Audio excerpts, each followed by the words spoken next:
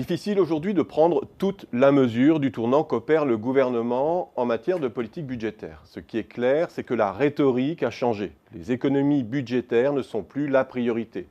Et les doutes qui planaient sur le fait que les multiples annonces qui se succédaient depuis janvier seraient intégralement compensées par des économies sur d'autres postes non prioritaires ont été levés.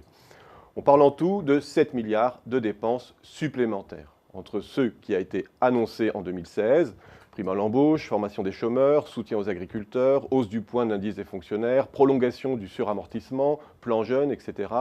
et ceux qui se profilent dans le budget 2017. Supplémentaires par rapport à quoi?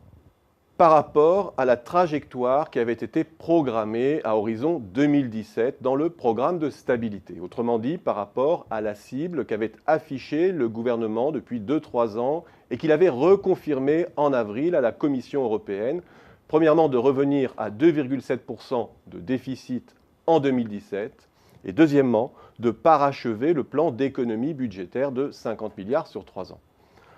Or, premièrement, en 2017, les crédits des ministères seront supérieurs de 5,6 milliards d'euros à ceux qui avaient été annoncés en avril lors du programme de stabilité. Et deuxièmement, les dotations aux collectivités ne baisseront plus de 4 milliards comme prévu, mais de 2,8, soit 1,2 milliard d'économies en moins. En tout, donc, l'État s'éloigne de près de 7 milliards du cap qu'il s'était fixé. Cela représente environ 0,3 points de PIB. Je ne vais pas sonner ici le signal d'alarme du point de vue financier. Il n'y a pas péril en la demeure, c'est vrai. Certes, il y a l'entourloupe de la baisse supplémentaire du CICE en contrepartie du maintien de la C3S. Ce petit tour de passe-passe permet de reporter sur 2018 l'imputation d'une mesure qui coûte 3 à 4 milliards à l'État.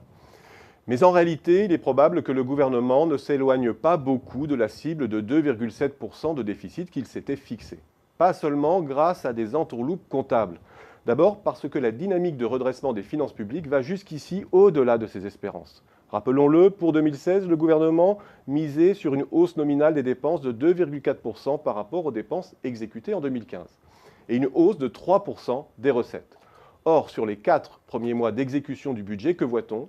Que les dépenses ont diminué de 2,7% par rapport à la même période de l'an dernier et que les recettes fiscales ont bondi de 6,1%.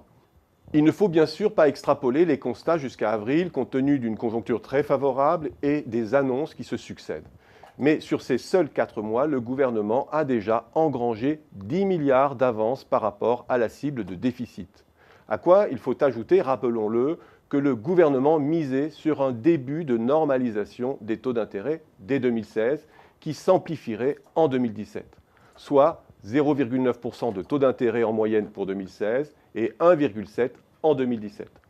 Or, on est loin de cette hypothèse, notamment après le Brexit, ce qui signifie que le Trésor va pouvoir continuer à émettre les nouvelles tranches de la dette arrivant à échéance à des taux compris entre 0 et 0,5% un certain temps encore. Il y a là une possibilité d'économie sur la charge de la dette, aujourd'hui de l'ordre de 42 milliards annuels, très importante, qui pourrait dégager de nouvelles marges de manœuvre de 2 à 3 milliards, voire beaucoup plus à terme. Le problème n'est donc pas là. Le gouvernement ne casse pas la tirelire. Le problème, c'est cette maladie française qui consiste à jouer le tempo budgétaire à contretemps, à consumer immédiatement les marges de manœuvre que lui offrent les phases de reprise et à se retrouver piégé dans la rigueur dès qu'un choc survient. Or, la divergence de croissance avec l'Allemagne, c'est d'abord cela, rappelons-le, depuis 2010. C'est le fait qu'en 2010, l'Allemagne a pu s'épargner la rigueur quand la France a dû ponctionner plus de 3 points de PIB pour revenir dans les clous. C'est précisément ce qui risque de nous arriver si le Brexit enraye la reprise.